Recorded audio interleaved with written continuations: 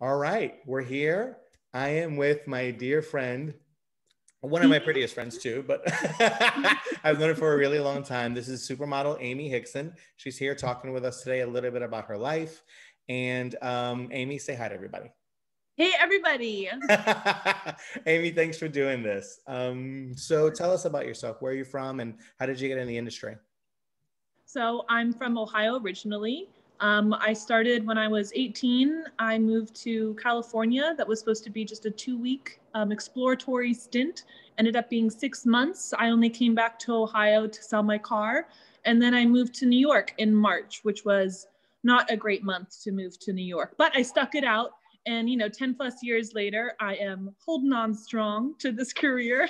And yeah, so I got into it kind of, maybe some of us did.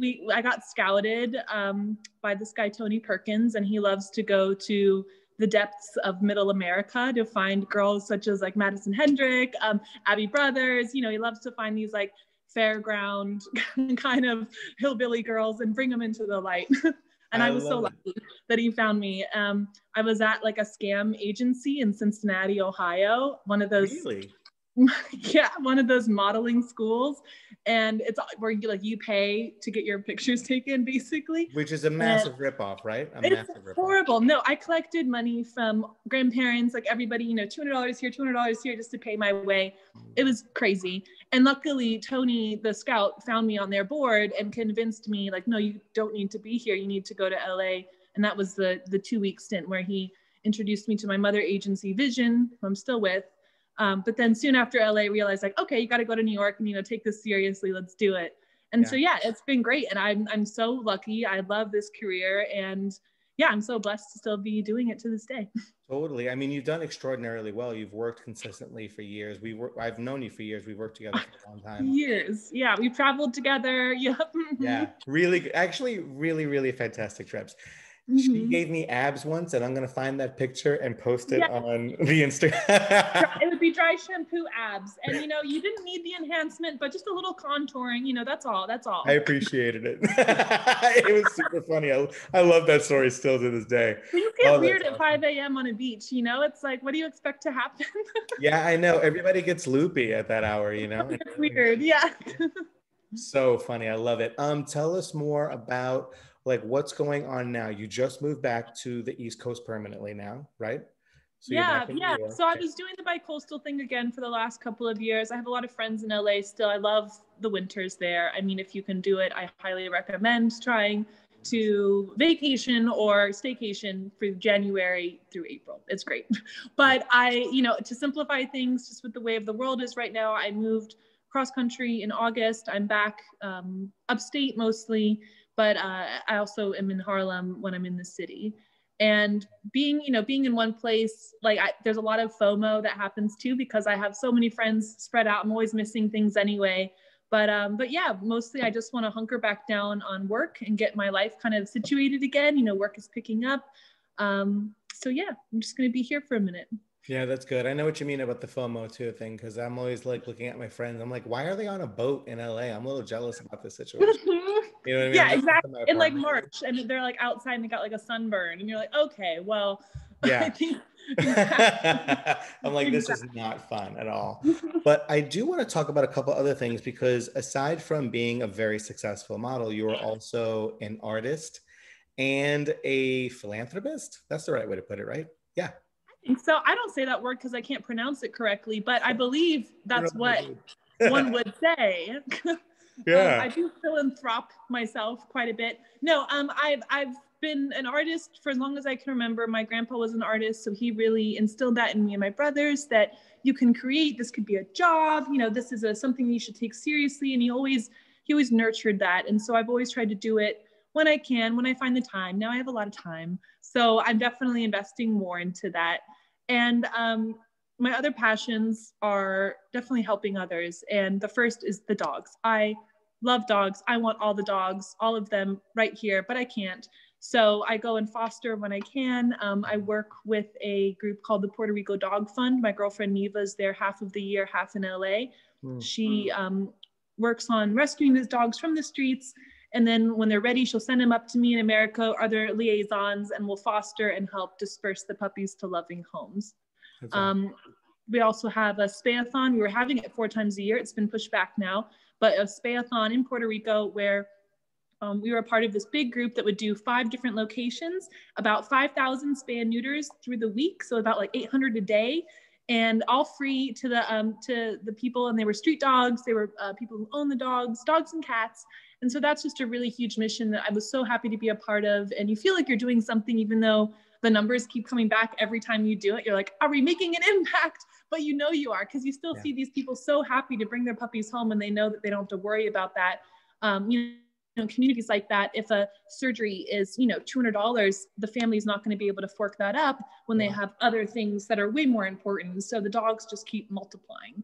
And, this is a really big need. It happens in a lot of island communities where there's only so much space and the dogs just keep expanding. Sure. So that was always a huge thing that I wanted to try to be a part of. And when I met my friend Neva, I was able to kind of just really skyrocket my fostering. I mean, I've probably fostered like 50 dogs in my little lifetime, and I wish I could have them all, but I'm so happy that I sent them off into their new home, and I have 2 of my own that wouldn't be happy if I kept all those dogs. So the 2 here are my constants, and they're cute. Yeah, they're cute. They're good ones. Yeah, they are good ones. Tell us about the LA thing. Tell us about that. Yeah, so that was a little more recently. So when I was spending time in LA, a lot of people know there's a huge homeless population there, and it's growing. Since I was spending time there 10 years ago, it's changed vastly in the last couple of years, and it's only going to continue to get worse with everything happening that we know about. Rent, people not being able to pay rent, people just missing one medical bill that can send them right into this dire situation.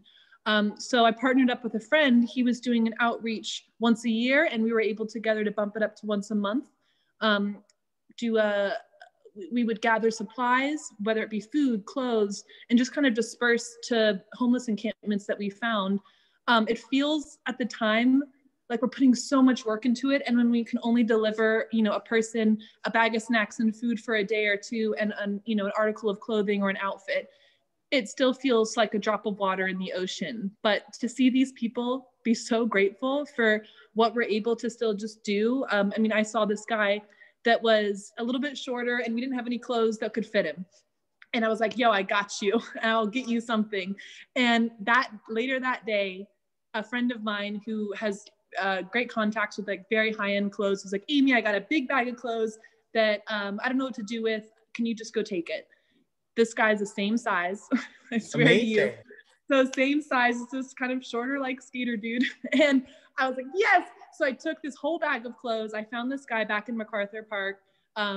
I found him like in the crowd. I was like, hey, I got you. And I was so happy just to bring this bag of clothes. He might not have even remembered me or been like, who's this crazy lady? Like, I remembered him. And just knowing that he has like new jeans, new jacket, new shirt, it's all going to fit him. He's going to look fly. He's going to feel good.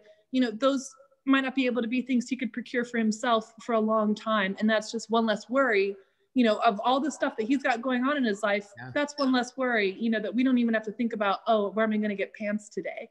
And this is something that is easy that I could just pass off. So when it feels like, oh, I'm not doing anything, and then you kind of balance it with like, no, I did something, like it still feels like you're reaching out. And if you're able to help somebody, that extends the help just one more arm's length, and you don't have to help everybody, but if you can just help what's right in front of you, that's more than a lot.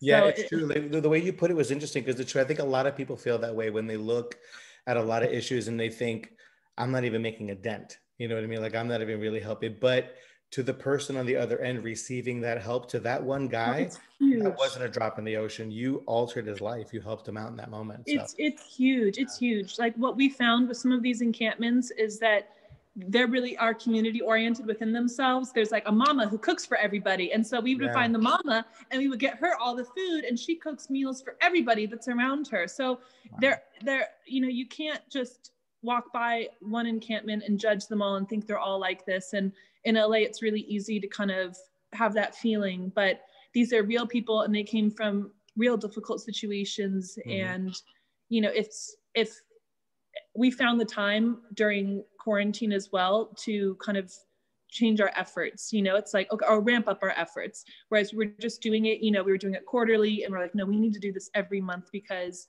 it's going to only get worse. You know, the problem is going to change itself. So now we've expanded our program into, we're collecting money. We collect donations. We're in the process of becoming a 501c, and we're doing a grocery program. So we're finding families that can't, their families, they have houses, they have clothes, but they can't pay their groceries for those 2 weeks. So we will get them $100, $200 worth of groceries, bring the groceries to their house, just drop it off.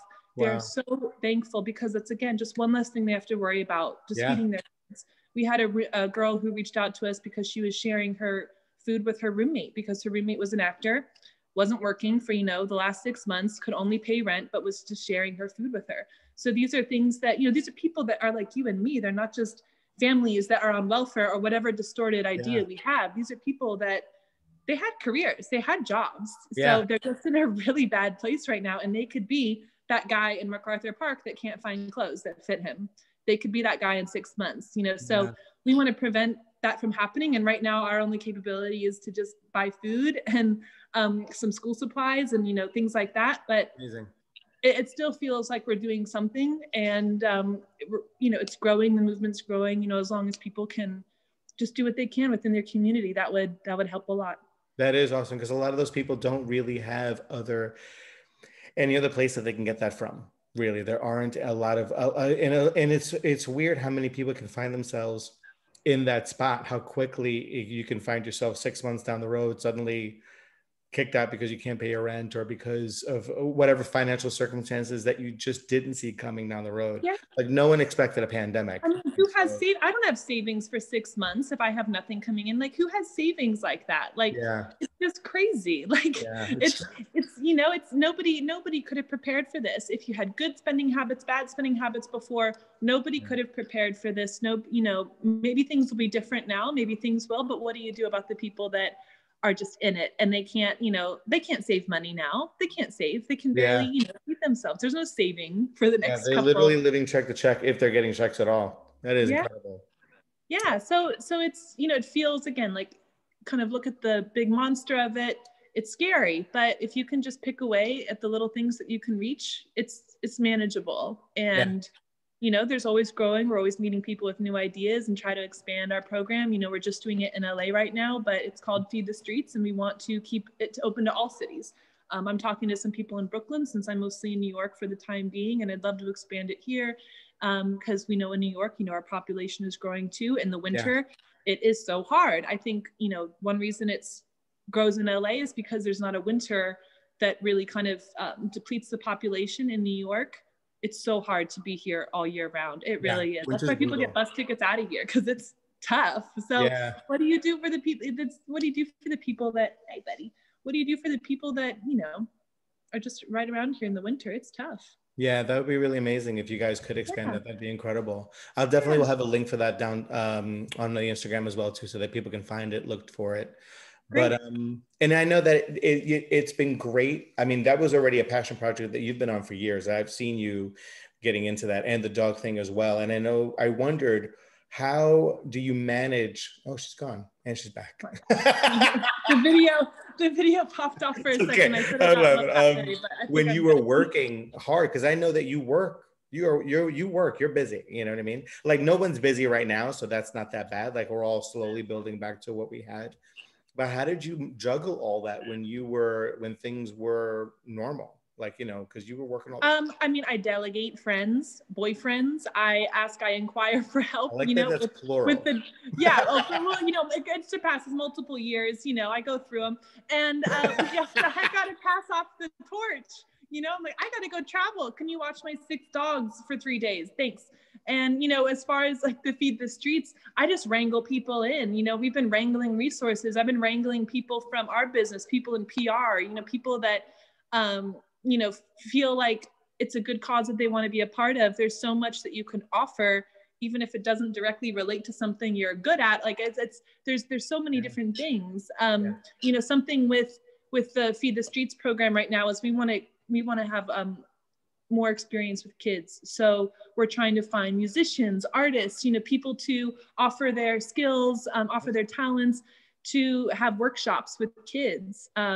So there's so many things that if you're willing to be flexible, you can still help so many different people. It doesn't have to just be, you know, in the normal way you think. There's a lot of volunteering options out there. And I mean, balance is super important, but this is something that fills me with so much love, and that I have to find time for it. And, you know, even when I'm in New York and I pick up like 10 puppies from JFK and I put them in like 2 separate bathrooms, and I've got 5 puppies in each bathroom, and then my dogs are barking and going crazy in between, you know, it's just what you do. And it's not easy, and it's maybe not for everyone, but I've committed to it. And I know that it's going to, you know, send these puppies off into a beautiful journey. And I love it. I just imagined you like Melissa McCarthy and Bridesmaids driving with a bunch of puppies. In my Subaru. Just all over the place.